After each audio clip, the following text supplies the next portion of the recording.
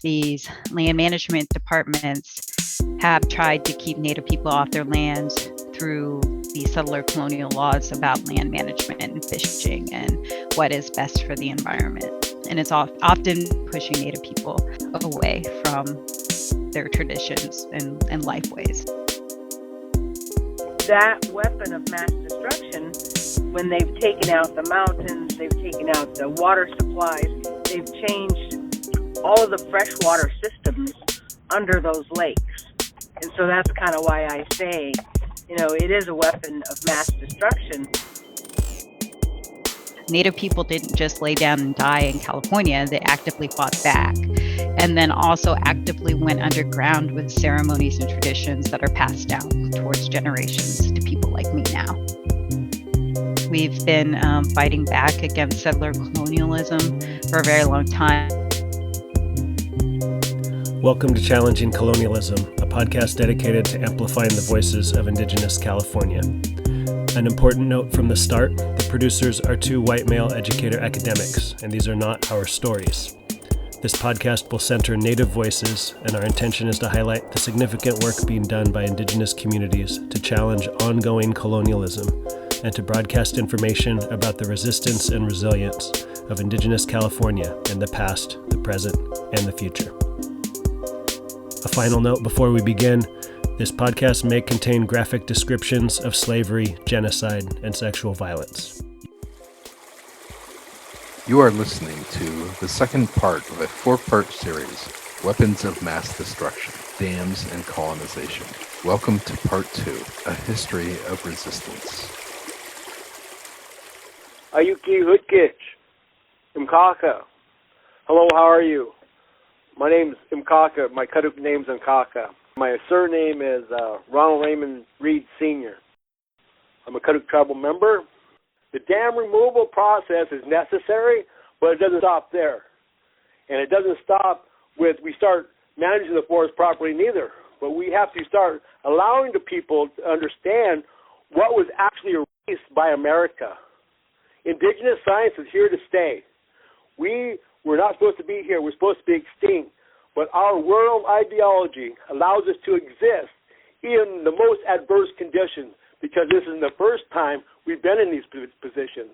We've been through pandemics. We've been through the ice age. We've been through extreme drought. Why do you think all of our methodology of management is conservative? Never take more than you need. So I think it's up to leadership on both sides of the aisle, Western science and Indigenous science, to bring the models, the economics, the social models to the table so we can depict what is the best thing for life here on this planet. It's very simple, but Western science makes it very complex. So take out those dams, cultural fires, re-educate our community on fire ecology, and start working with nature. I think society would be a lot better in the Klamath River Basin than it is right now. I'm Caleen Sisk, and I'm the chief of the Winnemem Wintu Tribe, and our homeland is off of the McLeod watershed area on Mount Shasta, and we kind of watch all the salmon all the way to the ocean.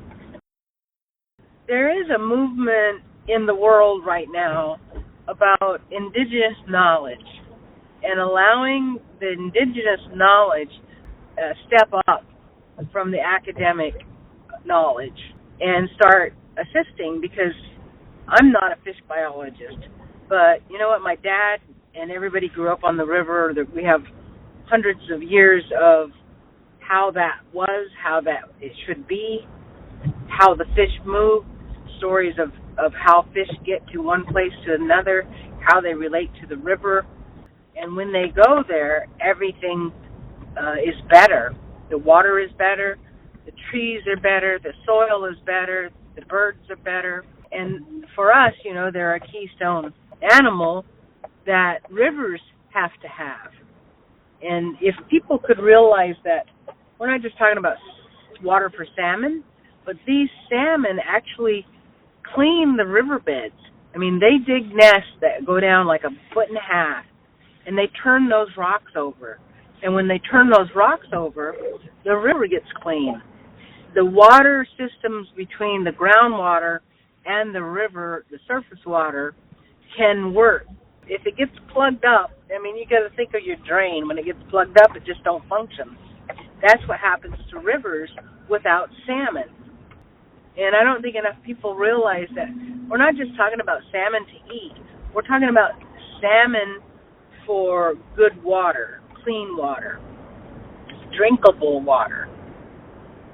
And if we could educate more people to, start thinking about these and go and investigate some other things, but help us to do this.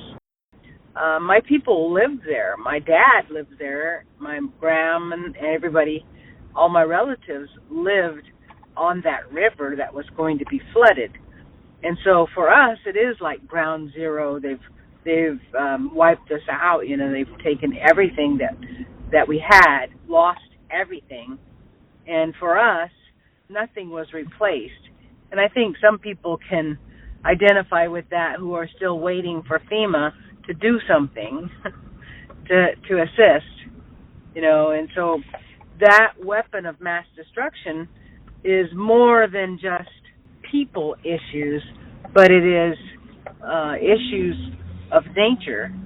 When they've taken out the mountains, they've taken out the water supplies, they've changed all of the freshwater systems under those lakes. And so that's kind of why I say, it is a weapon of mass destruction. And most people don't really know what mass destruction really is.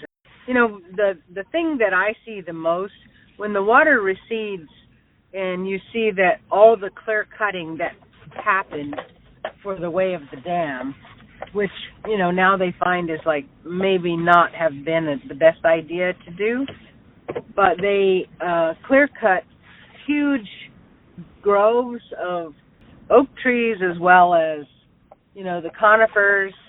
They clear cut a whole hydrology system that provided and supplied water throughout the year. People didn't really understand the hydrology system that works from roots of trees, and instead they just cut those trees down, killing all the roots, and storing water on top of, a perfectly good water system. And they changed all of the habitat for fish, birds, four-legged animals that would take care of those places, and our water keepers, like the beavers, like the wolves. They changed all of that in those flooded areas. But the other thing I think, for Shasta, the Sacramento River was heavily mined, and people don't realize that those mines, like the copper smelter mines, were just left standing. They weren't capped. They just flooded them. And so those mines continued to bleed into the lake water. So you have a lot of mercury and, other toxins that are gathering up at the bottom of these, at least Lake Shasta. And so it's like, okay, so you just want to build it higher and let some people later down the road have to figure out how do you neutralize all that toxic waste that, could be let out of the dam by an earthquake. It sits on a fault line. It's probably the worst place to have a dam. Hi, I'm Beth Rose Middleton Manning. I am a faculty member in the Department of Native American Studies at UC Davis within p.II Homelands. I am Afro-Caribbean and Eastern European, born and raised in Sierra Miwok homelands outside of Jackson and Pioneer, California. So dams are really an instrument of colonialism and settlement. The Bureau of Reclamation, the first director, Francis Newlands, was known to be a white supremacist and to advocate for repopulating the West with what he called a desirable class of people. And in order to facilitate that repopulation, he needed to dam rivers and reallocate flows to facilitate agricultural development. My name is Brittani Orona. I am a Hoopa Valley tribal member and a PhD candidate in Native American Studies and Human Rights at UC Davis. The Klamath tribes are terminated at the height of the development and construction of water infrastructure on the Klamath. And so they lose a lot of their land rights at a time when that tribe is actually very much thriving. And the government decides that they're actually not acting like Indians anymore, or they're not able to take care of their lands anymore. And so you see all of these assaults on Indigenous sovereignty that occur through also determining that the Klamath Reservation is abandoned, which opens up the ability for the government to enact non-native fishing rights onto the Klamath Basin.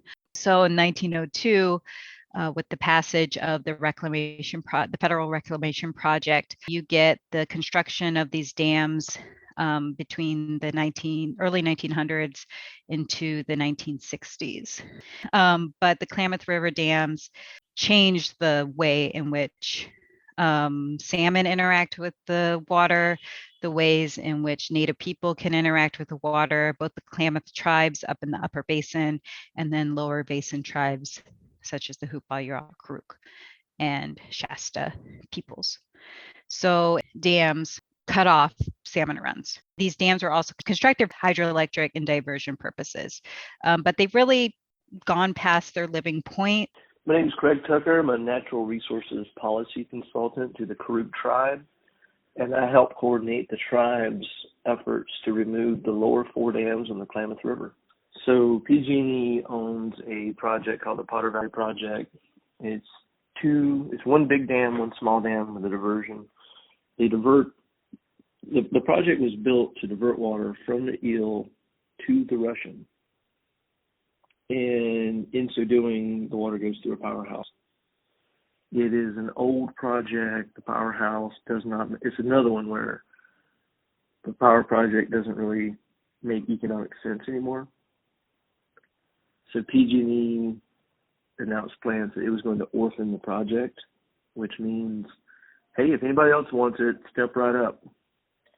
And if no one steps right up, then FERC would then direct PG&E to put together a surrender plan and application.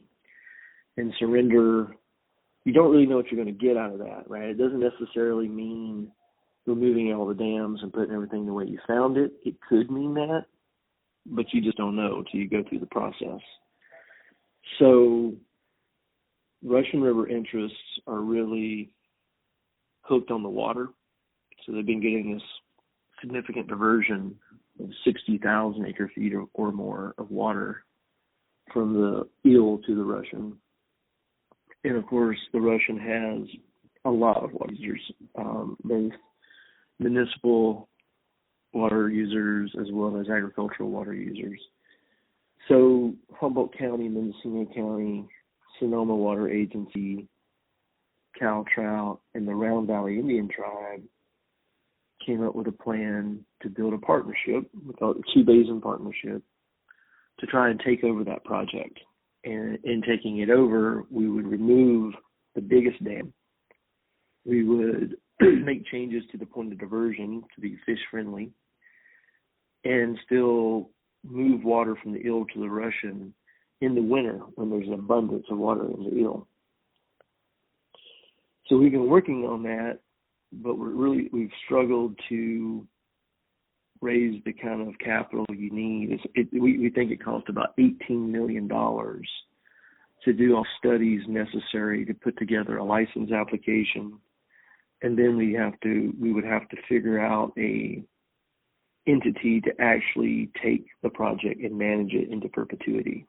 So we're also really interested in the Eel River dam removal efforts that are going on up there to protect the Eel River, which actually stopped running this year, had a period of time where it stopped running, which is really scary when a river stops running. And it speaks to the detrimental environmental impacts that these dams and water reclamation policy has to these Northern California rivers. And so we're really invested in Northern California rivers, so we're trying to reach more down to the Bay Area and the Bay Delta region, because most of Northern California water is diverted to Southern California via the aqueduct system. I think something that's really important when we're talking about dam construction and water infrastructure and reclamation in California specifically is that we don't really go back into the start of colonization and how that impacts Native people through like these negative environmental actions that are occurring at the beginning of colonization. So if you're looking at the California Gold Rush period, the Hoopa Valley, I focus a lot on Hoopa because I am Hoopa, but the Hoopa Valley isn't necessarily colonized until the 1850s. So we are a relatively late period of colonization in the state of California. You see a lot of gold mining activities that create mercury in the water that we're still dealing with, on top of the genocide that is occurring in the state.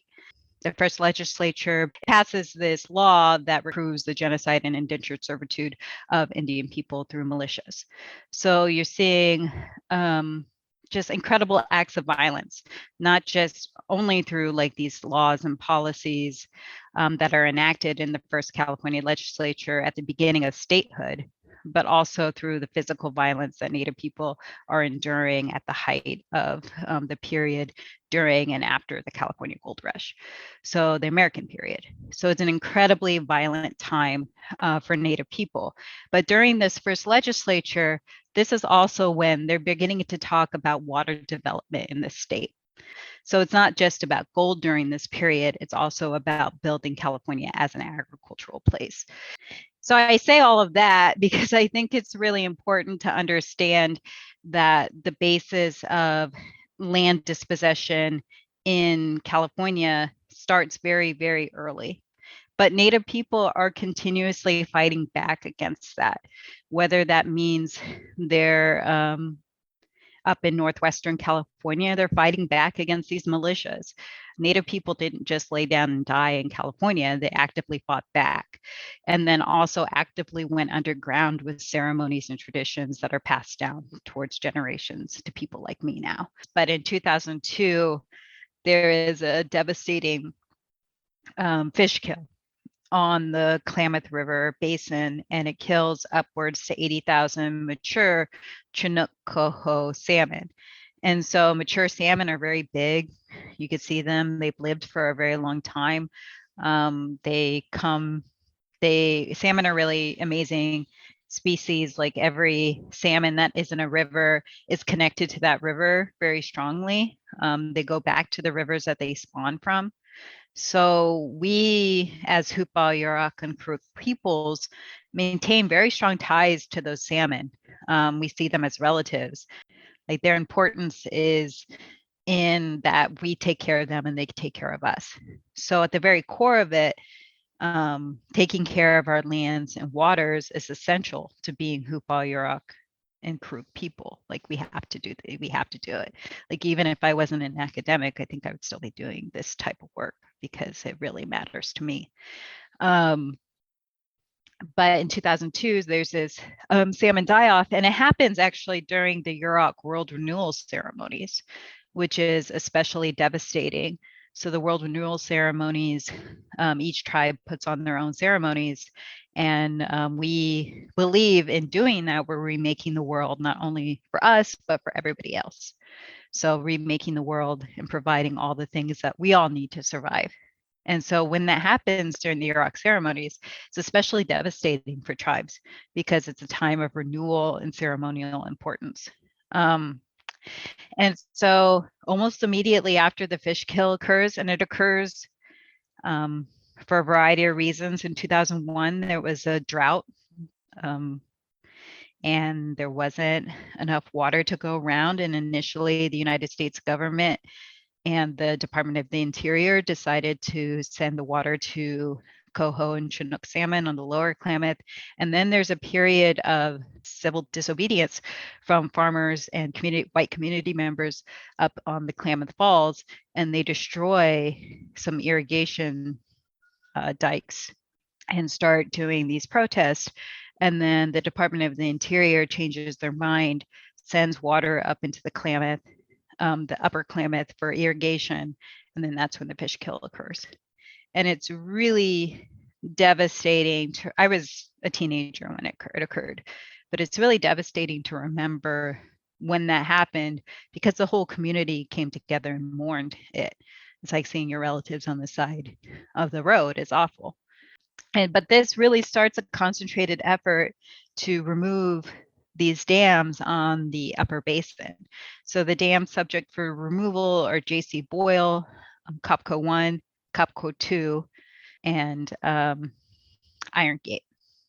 So these are the 4 dams that have been determined to be adequate for removal on the Klamath Basin, and were determined to be causing the most detrimental environmental issues. I'm Marc Dadigan. I am a third-year PhD student in Native American Studies at UC Davis. I'm originally from Chicago area, which is Potawatomi, Ojibwe homelands. I'm a non-native allied scholar. The dam is all wrapped up into these frontier narratives, right? Of that this was empty wilderness, that essentially that white people had some kind of religious God ordained right to seize this land and to occupy it because they were the ones who are going to make productive use of it. It's also a site of, I guess, settler origin story for the community. It's considered a thing of beauty to a lot of non-native people. There's just kind of this, obliviousness to how the dam was essentially a weapon of cultural erasure for, in this case, the Winnemem Wintu people, right? Because they were forcibly removed from their river through different machinations of the BIA and the Bureau of Reclamation to dispossess some of their allotment land. When the Winnemem Wintu are trying to tell their story, when they're trying to explain why the dam shouldn't be raised again and they shouldn't be flooded out because there still hasn't been justice for what happened the first time. My name is Sheridan Enomoto. There was a vision that came to Chief Caleen Sisk after actions on not raising the Shasta Dam further, another 18 feet. The Shasta Dam and the building of hydropower water infrastructure has had drastic, if not deadly, effects on the Winnemem Wintu. So much of that water, when it became a reservoir, was covered up entire sacred sites and towns, which were villages at one point. Burial sites, cemeteries had to be moved. It had really detrimental impacts for the Winnemem Wintu. And they wanted to raise the dam even further, which would continue that desecration of Winnemem Wintu lands. That led to a vision of doing a war dance on the Shasta Dam and bringing awareness about what was happening, that 18 feet is too much. We believe, that the salmon are water keepers. They are climate changers. They are essential to all water in California, that they are essential to the cleaning of the riverbeds, to keep the water clean for everything that drinks it. And so we began this prayer journey, and when we began, we started from the ocean, like when the adult salmon come in, and followed it all the way up to the McCloud River, and asking, one, for the salmon to take a different path. So this prayer is one that, we are asking a whole lot of different folks. We have a lot of young people that are coming out on the run for salmon. We have some older folks that are tired of the way things have gone, and that this is like some hope for change. And we've been doing it for 6 years, and I think more and more people are hearing about it. More and more people are agreeing that maybe the Department of Water Resources or the State Water Board or the ag business farms are not making the best choices for water distribution in California. And so, we're hoping to sit down at the table with them, but, they have this other list of recognized tribes, and somehow they failed to put us on that list. And it's probably because our tribe sits right on Shasta Lake, which is thought to be, the dam that brought the empire to California. But the fact is, we've always been there. We're still there. Even though they blocked us out as they did the salmon, we still return to our sacred places, and we still sing to the water and dance there. And I don't think the United States knows what to do with us. In the case of the Winnemem, the tribe can say, hey, this Shasta Dam, it's going to flood or damage 40 of our sacred sites.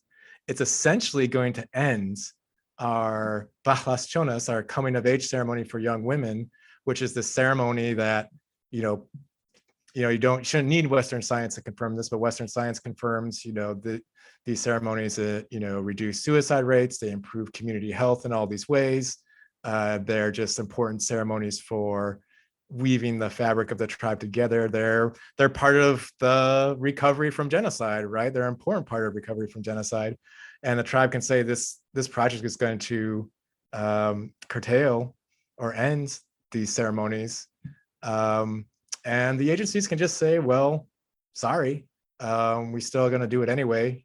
In terms of, I've been following the proposal to raise Shasta Dam for a long time, and I've been following, the proposal to first build 2 delta tunnels and now a single delta tunnel, which is going to pump more water out of the San Joaquin, Sacramento Delta down south. And, for salmon people, the Delta is really important place for young salmon and migrating salmon. And the salmon populations in California are really dependent on a healthy Delta, as are humans, actually, in terms of the water quality. And that's something Chief Sisk and others can speak to in much better detail. These land management departments have tried to keep Native people off their lands through the settler colonial laws about land management and fishing and what is best for the environment. And it's often pushing Native people away from their traditions and lifeways. We've been fighting back against settler colonialism for a very long time. You have been listening to Challenging Colonialism. Hear more of this discussion with part 3 of this episode, which continues to explore Indigenous resistance to dams and the fight to remove them in the context of colonialism. In this second part, you have heard from Chief Caleen Sisk, Brittani Orona, Ron Reed, Beth Rose Middleton Manning, Sheridan Enomoto, Marc Dadigan, and Craig Tucker. Music for this episode has been written and performed by G. Gonzales. Challenging Colonialism is produced by myself, Martin Rizzo-Martinez, a historian, and Daniel Stonebloom, a public school administrator, and is produced with support from the California State Parks Foundation.